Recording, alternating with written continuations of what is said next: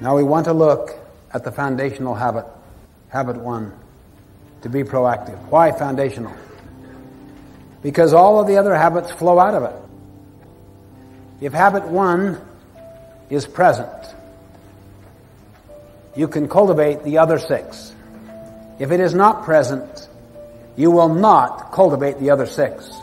Habit 1, be proactive, basically means that your life is a product of your values, not your feelings. That your life, or the organization's life, is a product of your decisions, not your conditions. The opposite of being proactive is to be reactive, which basically means that your life is a function of your feelings, your moods, your impulses, other people's treatment. The underlying principle of habit 1, be proactive, is to take responsibility. The concept is you and I have the capacity to choose our response. If you don't believe that you're capable of choosing your own response, if you don't have that vision of yourself, if you're deep into victimism, I'll just about guarantee you will become disempowered.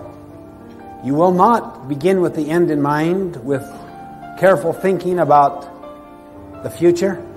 You'll be a function of the past. You will put second, third, fourth, and fifth things first, with your ladder leaning against the wrong wall. You'll think win-lose or lose-win. You'll always seek to be understood first, rather than to understand. And you'll be constantly botching all kinds of relationships because both parties feel misunderstood. Ego battles will develop. At best, you'll end up with compromise instead of synergy, and you will not take the time to sharpen the saw because you simply don't have the time to get gas. You're too busy. You're buried in the thick of thin things. That's why habit 1 is so foundational, so basic. It is the vital, foundational component of every other habit.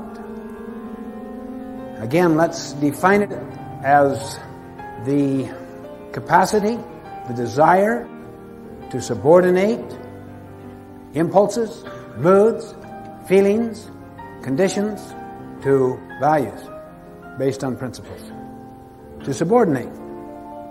Until little by little our emotional life, which was once like this, gets ironed out.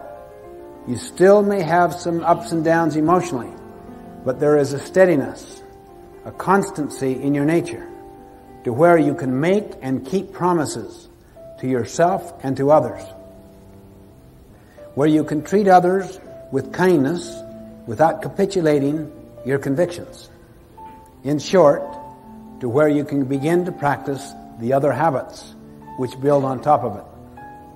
How many here feel better when the weather outside is great? There's physiological reasons for that. Endorphins are released, chemical substances inside the mind, through sunlight. How many do better when you feel better? That means we're reactive to the physical culture.